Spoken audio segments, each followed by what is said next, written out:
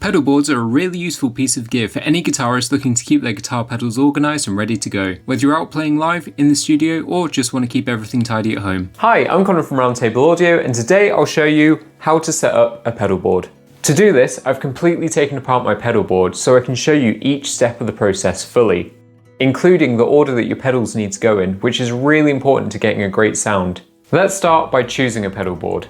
Pedal boards come in a few different shapes and sizes, from really small ones that hold only a couple of pedals to giant ones that can handle the whole rig, and plenty of options in between. When choosing a pedal board, it's important to think about how many pedals you currently have, how many you're likely to use in the future, and how you're going to power them.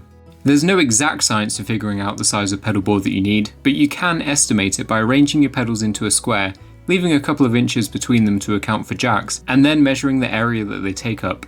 Personally, I recommend buying a pedal board that's a bit bigger than you currently need, as it gives you more flexibility with your setup, especially if you intend on buying more pedals in the future. That's exactly what I did when I bought mine, and the extra space has really come in handy over the years as my pedal collection has grown. It's very rare that you'll stick with your first pedal setup forever, so you need something that can adapt your setup as it evolves over time. If you want to check it out, I've linked the pedal board that I use in the description below.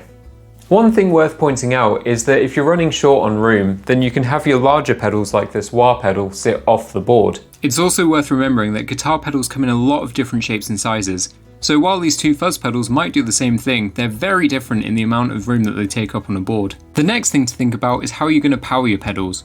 Without a doubt, the best way to do this is by having a dedicated pedal power supply. These power banks provide a centralised place to send power to your pedals, so you don't have to worry about finding a plug for each individual pedal, making it a much cleaner setup. When buying a power supply, I recommend investing in a high quality unit that has isolated power outlets. This means that each pedal is powered individually, which reduces the risk from noise entering into your guitar's signal. Some power supplies even have cool built-in features like this sag knob, which can simulate an old battery, which changes how certain pedals respond in sound. If you're just getting started with a couple of pedals, then you can get away with using their own adapters or daisy chaining them together. But if you have more than a couple of pedals, or if you're playing live or in the studio, I definitely would not recommend that. Not only is it messy, but daisy chaining them together can introduce noise into your guitar signal. Now, buying a pedal power supply unit isn't a particularly fun thing to buy, but it's definitely worth getting something that's reliable and that you can trust when it comes to powering your pedals live on stage. Once your power's sorted, you're going to need some of these small cables to connect your pedals together, called patch cables. They work exactly the same as guitar cables, they're just much smaller. This means less mess, but a bigger benefit is that they keep your guitar's tone from degrading, as well as reducing the risk of noise entering into the signal path, both of which can happen when using longer lengths of cable. However, I don't recommend using these patch connectors.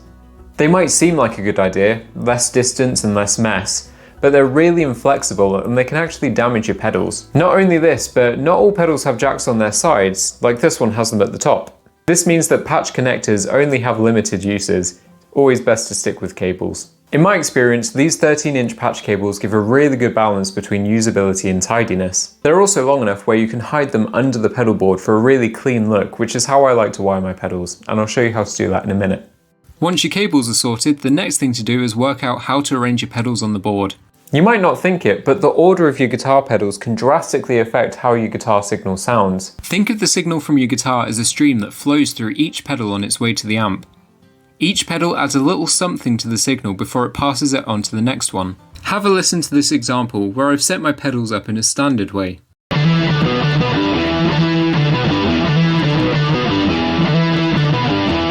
Now have a listen to how it sounds when I reverse the order, setting it up back to front.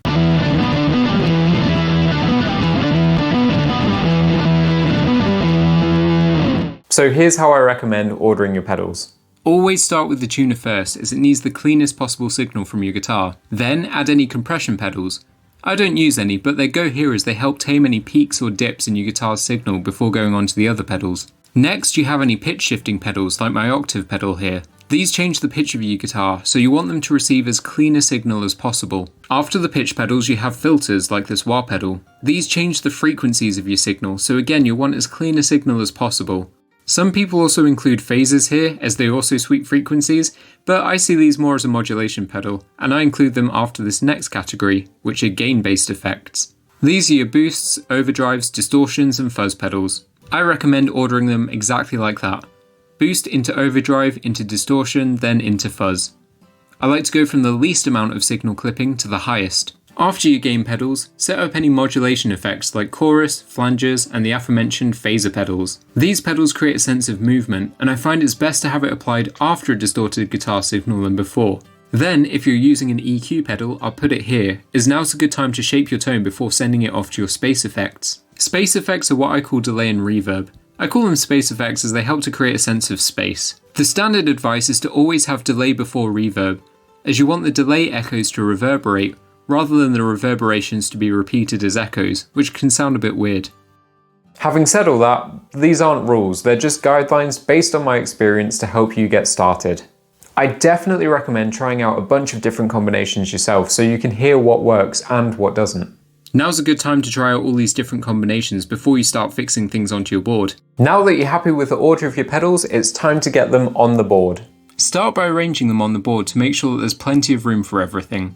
One thing worth bearing in mind is that most pedals have their input on the right and their output on the left, so it makes sense to arrange your board from right to left.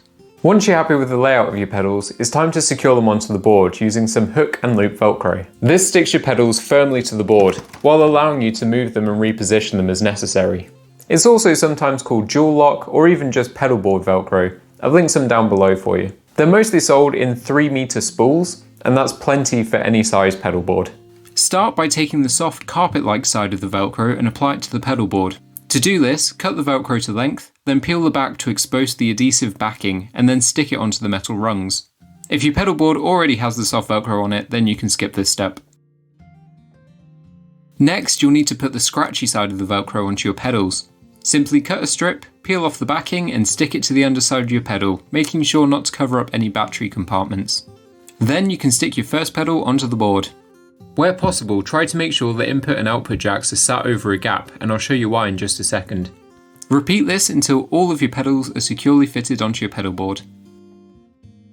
Once your pedals are on, it's time to connect them together using the patch cables. Start by connecting your first pedal's output to the next pedal in the signal chain's input. I like to run all of my cables under the pedal board where possible, which is why I keep the input-output jacks over the gaps. I think it makes it look tidier and reduces the risk of me knocking something when I'm playing. Repeat this until all of your pedals are connected. You can do this while you're attaching the pedals to the board, but I prefer to do it in 2 separate steps. Next, connect the pedals to the power supply. Make sure that you're using the right type of attachment and power outlet for each pedal. Some older guitar pedals, like a couple of these, have different power requirements, so just bear that in mind when you're connecting everything together. Again, I'll run these under the pedal board where I can.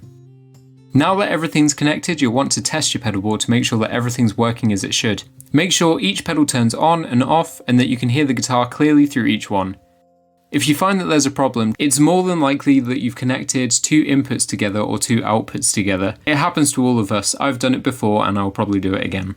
Simply work your way through the pedals and find out where the problem is. If you still have problems, it could be a faulty patch cable or pedal. Test each patch cable and pedal by itself to figure out the source of the problem.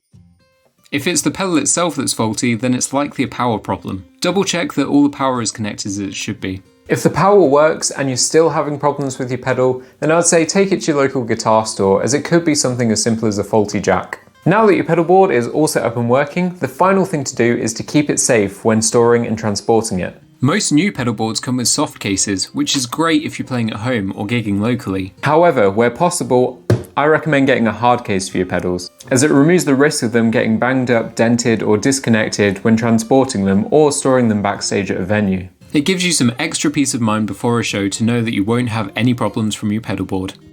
And there you have it, a fully set up pedal board. What's great about this setup is that you can easily swap and change all the pedals around, so you can constantly experiment with your sound. Let us know in the comments below what your favourite combination of pedals are, and if you found anything that's unique or interesting sounding, and subscribe for more guitar tips. Thank you.